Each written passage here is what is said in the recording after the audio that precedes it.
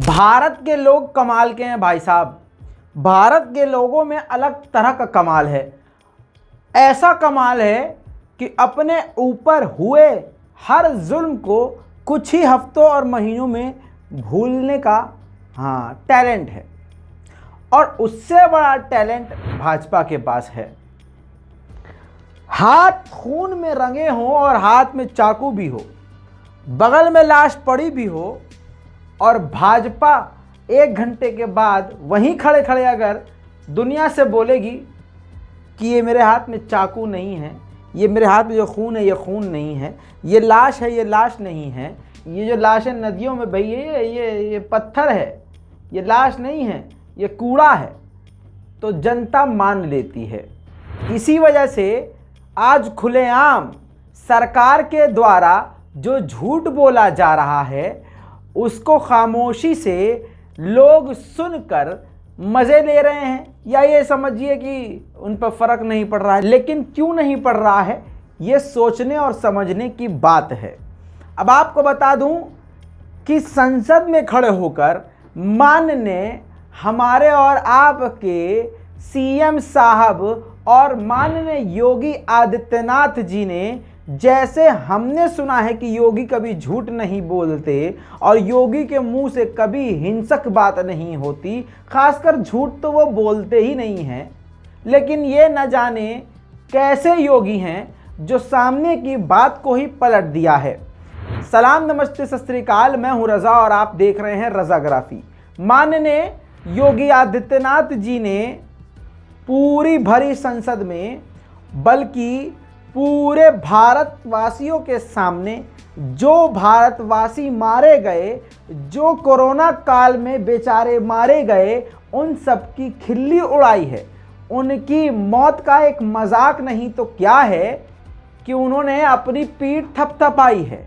लाखों लोग मारे गए और संसद में खड़े होके भाषण देते हुए कह रहे हैं कि हमारी सरकार ने कमर कस ली और मोदी जी के नेतृत्व में हमने उनसे प्रेरणा हासिल करके जब हमने जंग लड़ी तो कोरोना को भी भागना पड़ गया। देखिए, कोरोना महामारी आई, हम लोग तैयारी में जुटे। लोग कहते थे हेल्थ इंफ्रास्ट्रक्चर यूपी का कमजोर है, इतनी बड़ी आबादी, 25 करोड़ की आबादी कैसे बचेगी। लेकिन जब कोरोना के सामने मजबूती के साथ उस चुनौती को स्वीकार करते हुए प्रधानमंत्री मोदी जी के मार्गदर्शन में, उनकी प्रेरणा से उत्तर प्रदेश सरकार खड़ी हो गई, कोरोना को भी दुम दबा करके भागना पड़ा है। हाँ, देखा आपने, आपको खुद शर्म आ गई होगी। कई लोगों ने तो स्किप कर दिया होगा कि यार ये क्या झूठ। अब मैं आपको बताता हूं, शायद योगी आदित्यनाथ जी भूल गए हों, लेकिन कुछ कुछ वो लोग जरूर नहीं भूले होंगे जिन्होंने अपना खोया है, जिन्होंने अपने किसी भाई, अपने बाप, अपने माता, अपने परिवार, अपने खानदान में से किसी को खोया है। योगी आदित्यनाथ साफ साफ बोल रहे हैं कि कोरोना को भागना पड़ा और उनकी व्यवस्थाएं बहुत बढ़िया थी। आइए कुछ व्यवस्था आपको याद दिला देता हूँ। बेड मिला, कुछ नहीं मिल रहा। आचार्य भिक्षु में भी इतना टॉर्चर किया गया, पेशेंट को भी, हमें भी किया, यहाँ से मत ले जाओ, वहाँ से मत लेके आओ, सबको बहुत परेशान किया। लास्ट में पेपर तक छीन लिया कि हम नहीं कर रहे, और उसमें लिख भी दिया कि हमने गलत उनके साथ। कोविड हो गया था, अभी पता चला, तो कई हॉस्पिटलों में लेकर उन्हें इधर से उधर दर भटक रहे, लेकिन कोई उन्हें देखने वाला नहीं। पैसा देने के लिए तैयार है तो भी कोई बैठ नहीं, और बदतमीजी डॉक्टर कर रहे हैं।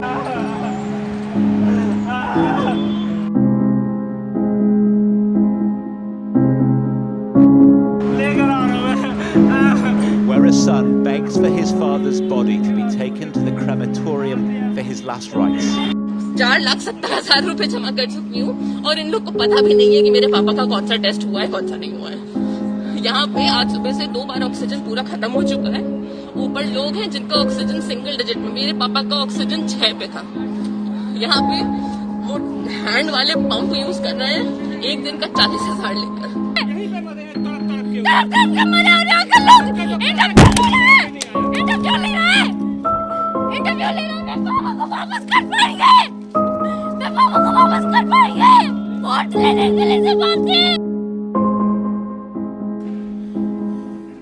कोरोना महामारी आई, हम लोग तैयारी में जुटे। लोग कहते थे हेल्थ इंफ्रास्ट्रक्चर यूपी का कमजोर है, इतनी बड़ी आबादी 25 करोड़ की आबादी कैसे बचेगी। लेकिन जब कोरोना के सामने मजबूती के साथ उस चुनौती को स्वीकार करते हुए प्रधानमंत्री मोदी जी के मार्गदर्शन में, उनकी प्रेरणा से उत्तर प्रदेश सरकार खड़ी हो गई, कोरोना को भी दुम दबा करके भागना पड़ा है।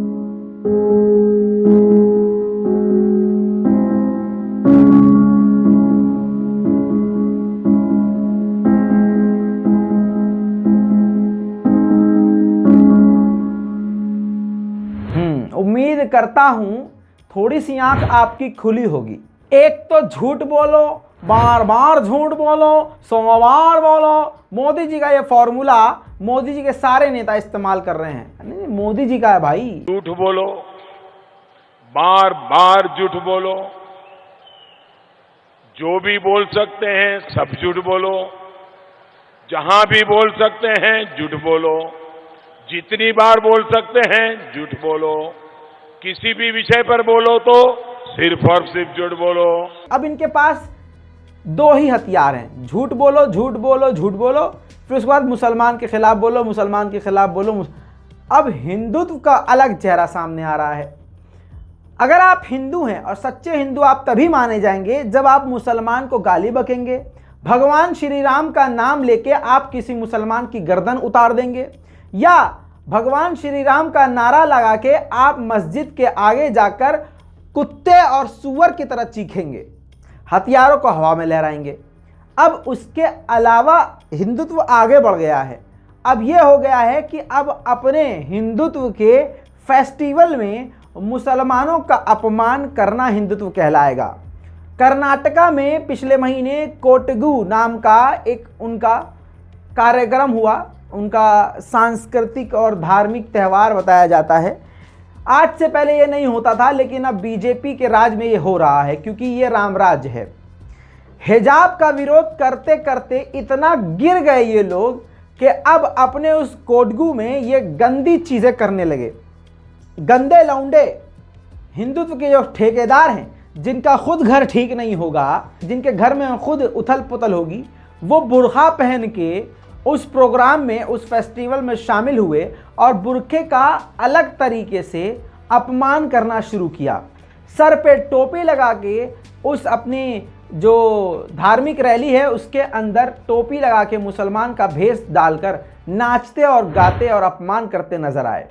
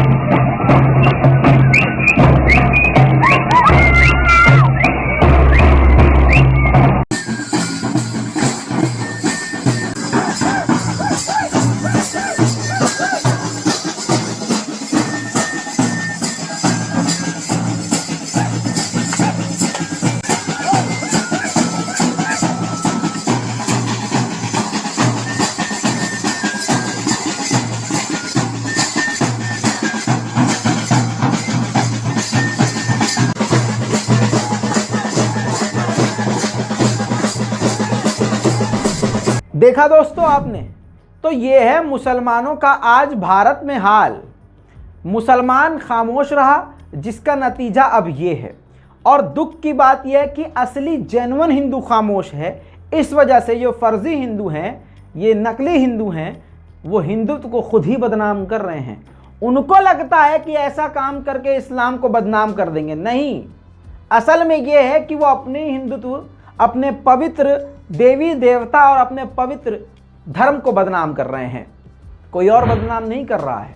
दोस्तों, इसी के साथ भारत के जाट, जी हाँ, भारत का एक शेर जिसको कुछ आतंकी गुंडों ने कत्ल कर दिया, बात कर रहा हूं मैं हिंदुस्तान के शेर, पंजाब का वो लड़का जिसको कल तक कोई नहीं जानता था, अपने दम पर, अपनी आवाज़ पर उसने पूरी दुनिया को थिरकने पर मजबूर कर दिया था। बात कर रहा हूं सिद्धू मूसेवाला, अपने माँ बाप की एक लौती औलाद जिसने अपने दम पर अपना नाम बनाया और पूरी दुनिया में अपने माँ बाप का नाम रोशन किया। गुंडों ने उनका कत्ल कर दिया। सिद्धू मूसेवाला की आखिरी यात्रा में, शव यात्रा में हजारों लाखों लोग पहुंचे।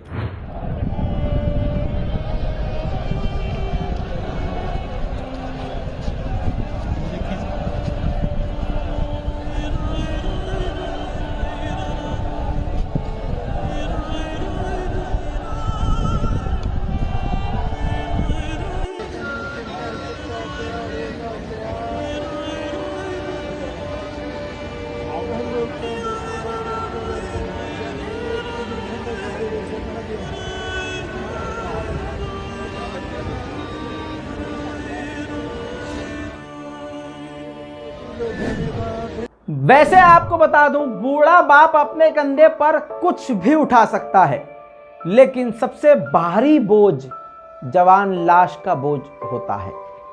आपकी स्क्रीन पर सिद्धू मूसेवाला के वालिद साहब। अगर आपके अंदर इंसानियत है तो आपका खून खौल उठेगा, आपका दिल चूर चूर हो जाएगा। उनके बेटे को श्रद्धांजलि देने के लिए उनके जो फैंस आए थे, अपनी पग यानी अपनी पगड़ी उतार कर उन सबको खून के आंसू रोते हुए एक बाप ने शुक्रिया अदा किया। मैं उम्मीद करता हूं कि यह सरकार जल्द से जल्द उन सभी आतंकियों को, गुंडों को जेल के अंदर ठूसेगी जिसने ऐसा गंदा घिनौना काम किया है। साथ में इसकी भी इंक्वायरी करेगी कि किन किन सेलिब्रिटी और किन किन लोगों को फिरौती देनी पड़ रही है, जो आज डर के मारे खामोश हैं, स्टार बने हैं, लेकिन अपनी जान और अपने परिवार की जान के लिए खामोशी से गुंडों से कॉम्प्रोमाइज कर रहे हैं। दोस्तों, आतंकवाद के कई तरीके होते हैं, आतंकवादी कई प्रकार के होते हैं। आपको बताऊं कि एक आतंकवादी वो होता है जो सीधा सामने आके आपको गोली मार के चला जाए या कहीं बॉम्ब ब्लास्ट कर दे। एक वो आतंकवादी होते हैं जो पढ़े लिखे होते हैं और मीडिया का इस्तेमाल करते हैं, जी हाँ, और एक नकली, झूठा और फर्जी पत्रकार और किसी एक की चाटुकारिता करने वाला और नफरत फैलाने वाला गोदी मीडिया का कोई भी एक चैनल, कोई भी चैनल 1000 आतंकवादियों से ज़्यादा खतरनाक है, क्योंकि वो एक किसी भी पॉजिटिव चीज़ को नेगेटिव बना के, किसी भी एक सिंपल सी चीज़ को ख़तरनाक बता के सीधा आपके घर में टेलीविज़न के ज़रिए आपके बच्चे से, 5 साल के बच्चे से लेकर 90 साल के बुज़ुर्ग तक के दिल और दिमाग में जहर बोता है। इसका लाइव एग्जाम्पल मैं आपको अब दिखाऊंगा। ओवैसी ने ऐसा कुछ नहीं कहा जिससे आप कहें कि यह भड़काऊ है, लेकिन सुनिए गोदी मीडिया किस तरह से एक सिंपल सीधी बात को भड़काऊ बताता है। दिन ओवैसी की सबसे बड़ी खबर, जिन्होंने भड़काऊ बयान दिया है। नौजवानों, हमारी बाबरी मस्जिद छीनी गई। ओवैसी कह रहे हैं ये, हमने एक बाबरी मस्जिद खो दी है, अब दूसरी मस्जिद को खोने नहीं देंगे इंशाअल्लाह। तो ये AIMIM अध्यक्ष असदुद्दीन ओवैसी का बयान दोबारा से आया है। ऐसी ही बात उन्होंने पहले ट्विटर के माध्यम से कही थी, ट्वीट किया था, जिसमें कहा था बाबरी खो चुके हैं, अब एक और बाबरी नहीं होने देंगे। देखा दोस्तों, चलिए, क्योंकि इस वीडियो का टाइटल है कि कोरोना को भागना पड़ा, योगी आदित्यनाथ जी ने ऐसा काम किया था। चलिए आदित्यनाथ जी को मैं ये तस्वीर दिखा देता हूं एक बार। उत्तर प्रदेश की है दोस्तों ये तस्वीर, और आपको भी याद होगी। तस्वीर कोरोना के वक्त की है, यूपी आगरा की है। ऑक्सीजन नहीं मिला तो कोरोना संक्रमित पति को पत्नी मुंह से सांस देने लगी। अफसोस पति की जान नहीं बची। और ऐसे बहुत सारे लोग हैं जिन्होंने अपने परिवारजनों को खोया है, लेकिन शर्म फिर भी नहीं आती उनको झूठ बोलने से। आपको पता है कि गोदी मीडिया और ये बीजेपी की सरकार आखिर क्यों ओवैसी से नफरत करती है? ये बात मुझे पहले समझ में नहीं आई और न कभी आती, लेकिन जब मैंने सच बोलना शुरू किया तो बीजेपी और भी पार्टी के कुछ जुड़े हुए लोग मुझसे नफरत करने लगे, गालियां लिखने लगे, झूठी अफवाह फैलाने लगे, मुझे बदनाम करने के लिए एक से एक प्रोपेगेंडे का इस्तेमाल करने लगे। तब जाकर मुझे समझ में आया कि अच्छा, जब मैं कुछ भी नहीं हूं और मेरी औकात कुछ नहीं है, सिर्फ अल्लाह ने इस जबान में कुव्वत रखी है, इस सीने में अल्लाह ने हिम्मत दी, जिसकी वजह से मैं कुछ सच बोल रहा हूं, तो इस सच से वो इतना तिलमिला रहे हैं कि मुझसे नफरत कर रहे हैं, मुझे जान से मारने की कोशिश कर रहे हैं, हर तरह की वो चीज़ें कर रहे हैं मेरे खिलाफ। तो मैं जब इतनी सी कोशिश कर रहा हूं और बदले में मुझे इतनी नफरत मिल रही है, तो ओवैसी तो खुलेआम बोलते हैं भाई साहब, तो जाहिर सी बात है उस इंसान से कितनी नफरत करते होंगे ये। इसीलिए तो गोदी मीडिया का हर चैनल ओवैसी को बदनाम करने का कोई भी मौका नहीं छोड़ती। आपको बता दूं कि मैं खुलकर बोलता हूं, इसी प्रकार से ओवैसी भी कई बातें खुलकर बोलते आए हैं। अब संघ के बारे में हमें सिखाते हैं, ये राष्ट्रवाद हमें सिखाते हैं।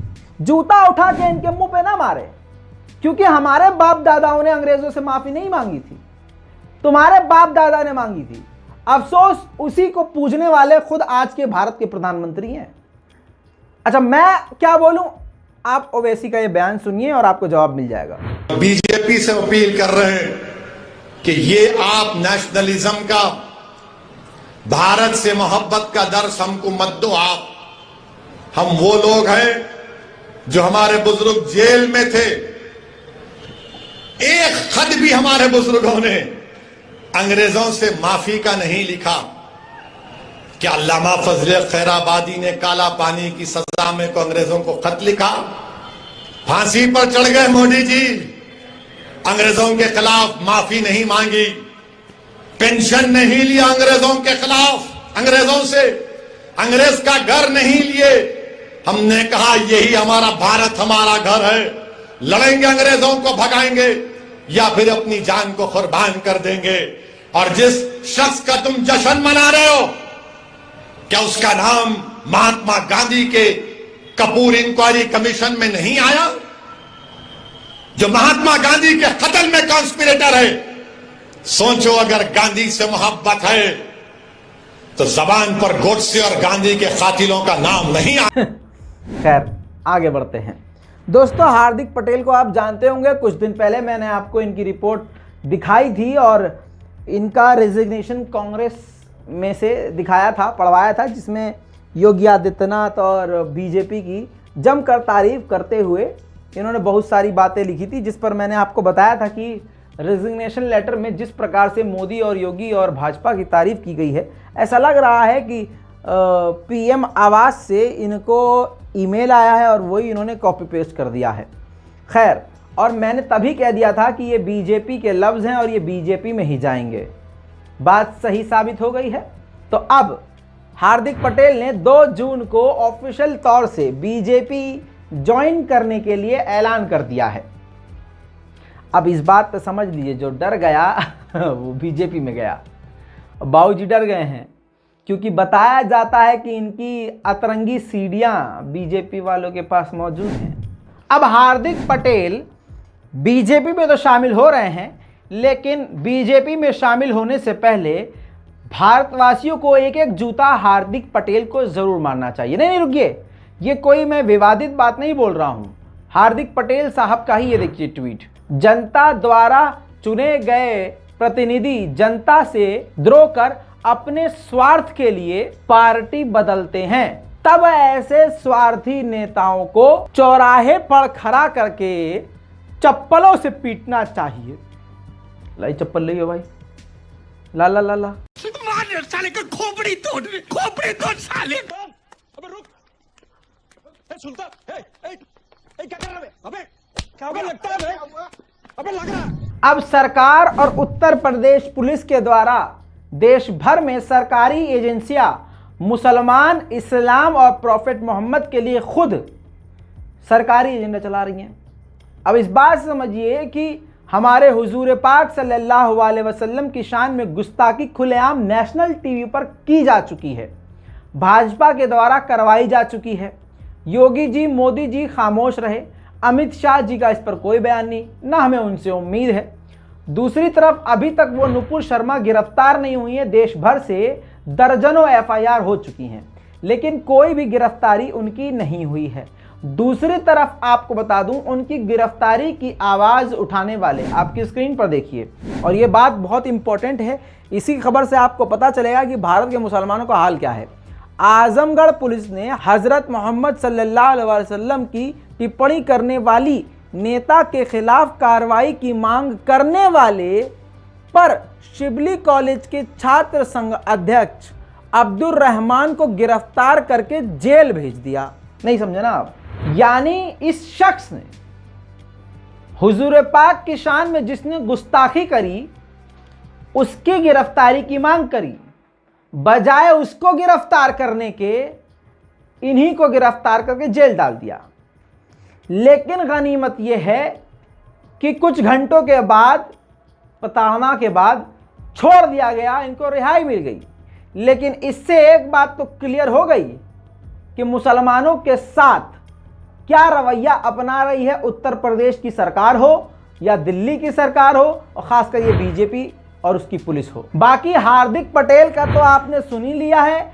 अब मुबारकबाद देना चाहता हूं हार्दिक पटेल को कि इतनी कम उम्र में आप लाखों अंधभक्तों के पिता बन रहे हैं। पापा पापा ओ पप्पा, पप्पा जी बोल, पप्पा जी। जी पप्पा। आगे नहीं, पीछू जी लगा, पीछू। जी पापा जी। जितना बोला उतना। खैर दोस्तों, आपको बता दूं कि ऐसे ऐसे पत्रकार भी मौजूद हैं। गोदी मीडिया का पूरा जितना गोदी मीडिया क्यों कहते हैं? क्योंकि इस गोदी मीडिया के ग्रुप में कई तरह के चैनल्स हैं।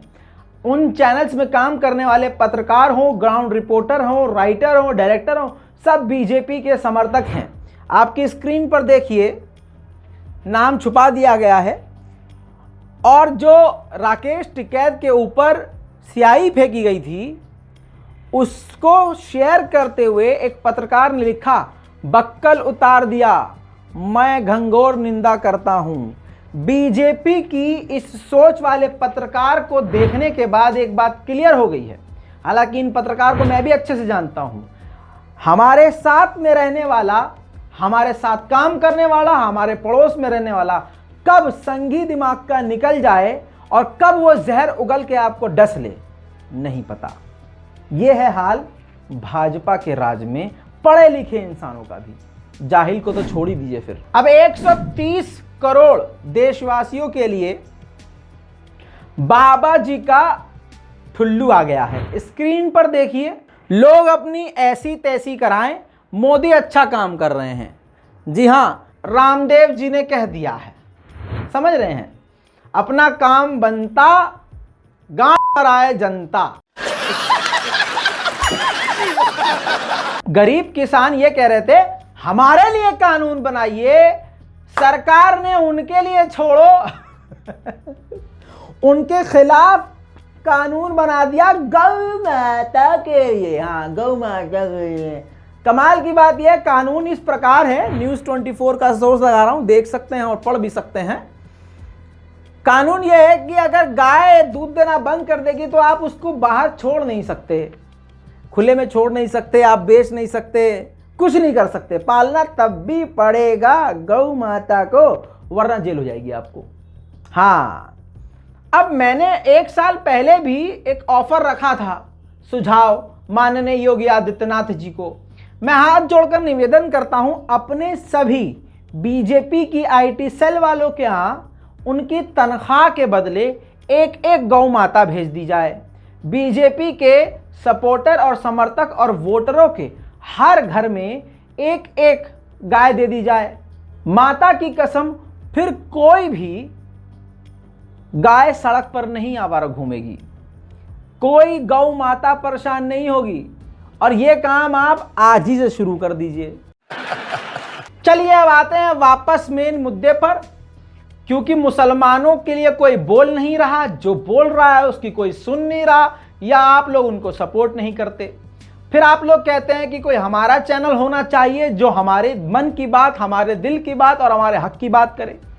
अब अगर किसी ने हिम्मत करी है और आपके सामने खड़ा होकर बोल रहा है अपनी जान हथेली पर लेकर और दर्जनों केस झेलकर, ये आपका सेवक, हालांकि 18 घंटे से ज़्यादा हम काम करते हैं, नहीं ये हम ज़्यादा काम करते हैं, सॉरी मोदी जी, नहीं नाराज़ हो गए फिर, नहीं नाराज नहीं करना ना, बिल्कुल रिस्क नहीं लेने का। अब आपको मैं बता दूं कि मुसलमानों के लिए अब जो बोल रहा है उसको अगर पूरे भारत से और पूरे भारत के सिर्फ मुसलमान और मुसलमानों में से सिर्फ आधे मुसलमान भी सपोर्ट कर देना, आप मुझे हकीकत बोल रहा हूं, फैक्ट बोल रहा हूं, पढ़ा लिखा इंसान कोई देख रहा होगा तो वो कहेगा, समझेगा मेरी बात को।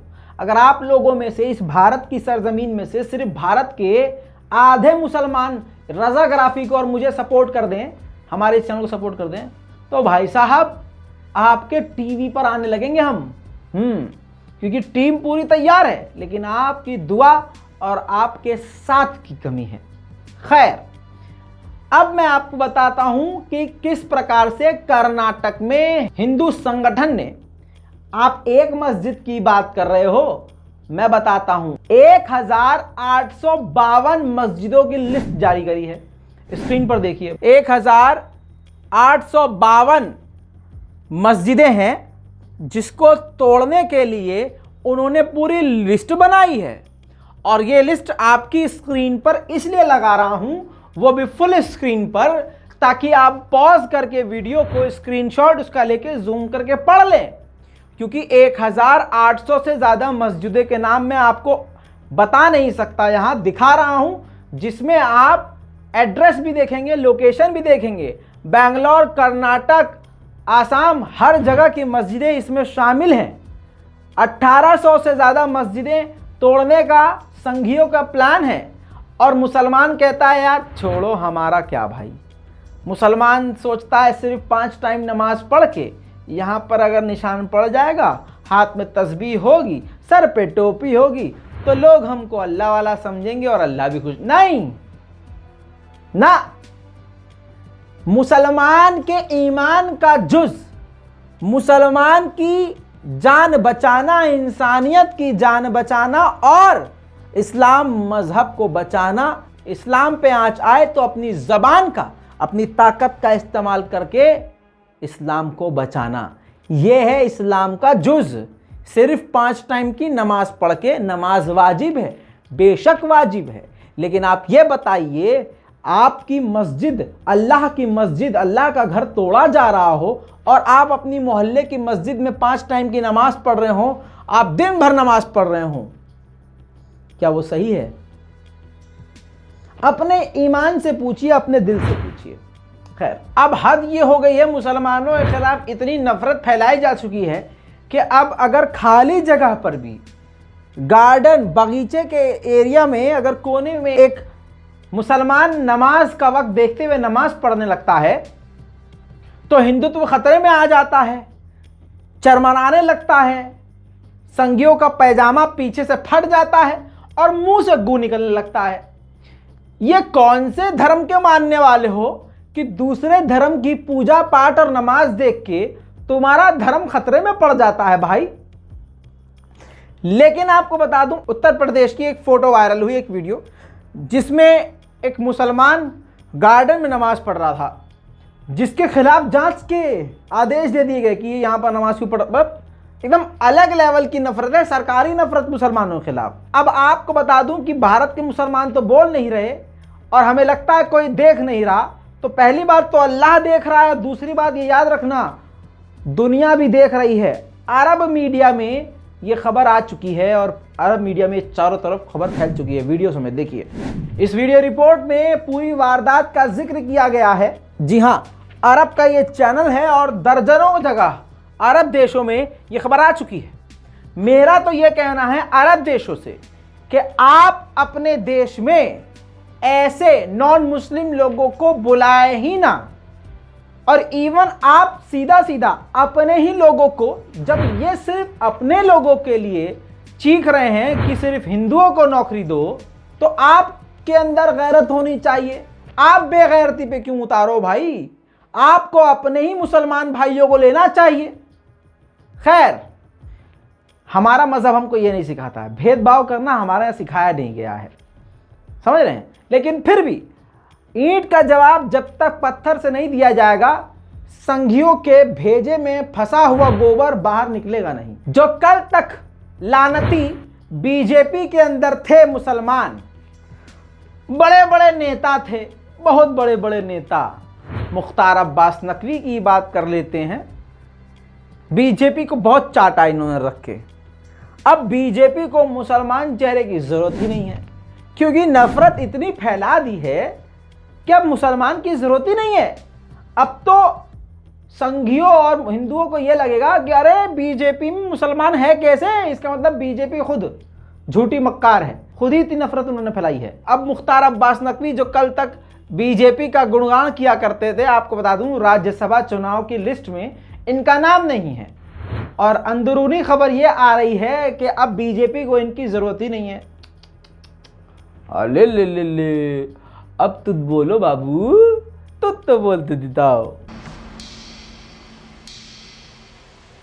बाकी रामराज तो आ ही गया है, और ऐसा उत्तर प्रदेश बिहार में रामराज आया है कि अब आपको मैं गैंग्स ऑफ बिहार दिखाऊंगा, किस तरह से गुंडे खुलेआम अपने तथाकथित दुश्मन के दरवाजे पर गोलीबारी कर रहे हैं, गरिया रहे हैं, हाथों में बंदूक ली हुई है, और कलावा, मतलब अखंड और मजबूत हिंदू हैं भाई साहब। देखिए